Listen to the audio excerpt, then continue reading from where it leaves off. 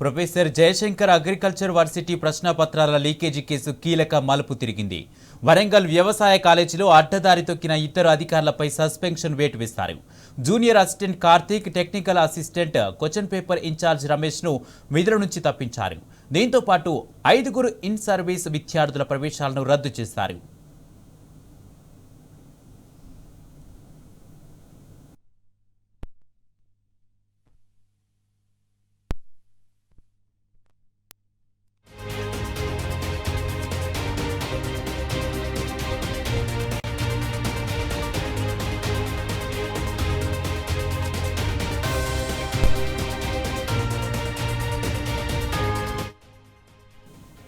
Professor Jayashankar agriculture varsity ప్రశ్నపత్రాల leakage case కీలక మలుపు తిరిగింది.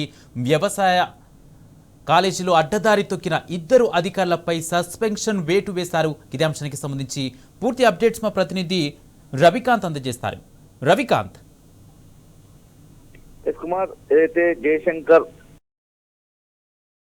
విశ్వవిద్యాలయానికి సంబంధించినటువంటి ప్రశ్నపత్రాల లీకేజ్ కేసు మలుపు తిరిగింది. వరంగల్ వ్యవసాయ కాలేజీలో ఇద్దరు ఉద్యోగులను సస్పెండ్ చేసినటువంటి సందర్భం కనిపిస్తా ఉంది. వ్యవహారంలో ప్రమోషన్ల కోసం అడ్డదారి తొక్కినట్టుగా వరంగల్ వ్యవసాయ కాలేజీ అధికారులు అడ్డదారి తొక్కినట్లుగా స్పష్టమైనటువంటి ఆధారాలు అయితే ఈ అంశానికి సంబంధించి విచారణ చేసినటువంటి అధికారులకు వివరాలు వెలుగులోకి వచ్చినటువంటి పరిస్థితి.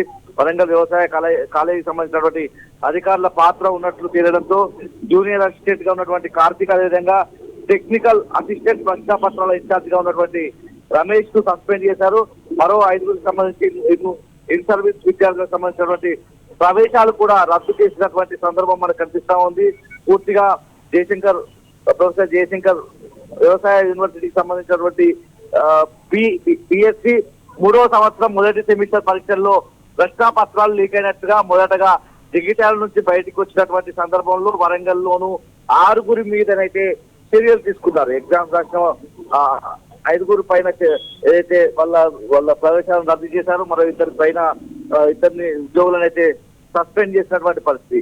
అగ్రికల్చర్ యూనివర్సిటీకి సంబంధించినటువంటి ఒక్కో సెమిస్టర్ లో 9 నుంచి 10 ప్రశ్నపత్రాలు ఉంటాయి. పరీక్షలకు ముందు విశ్వవిద్యాలయానికి సంబంధించినటువంటి ఆయా కళాశాలలోని ప్రొఫెసర్లను ప్రశ్నపత్రాలకు సంబంధించినటువంటి రూపొందించాలని సూచిస్తుంది. దీనికి అనుగుణంగానే ఒక డ్రాఫ్ట్ ప్రశ్నపత్రాలను తయారు చేస్తారు. ఆ తర్వాత ఒక ప్రణాళికబద్ధంగా చాలా సీక్రెట్ గా ఉంచాల్సి ఉంటుంది ప్రశ్నపత్రాన్ని. ఏదైతే ఎగ్జామ్ జరిగేటువంటి ఉదయం వరకు దాన్ని బయటికి తీసే పరిస్థితి ఉండదు.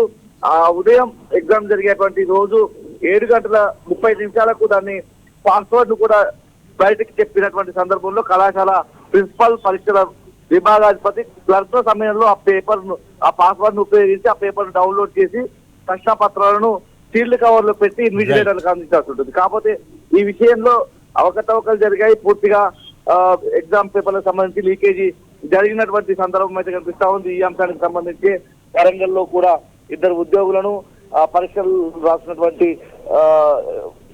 ఎవరైతే పరీక్షలు రాస్తారో వాళ్ళ మీద కూడా చర్యలు తీసుకున్నారు. రైట్. Thank you Ravikanth.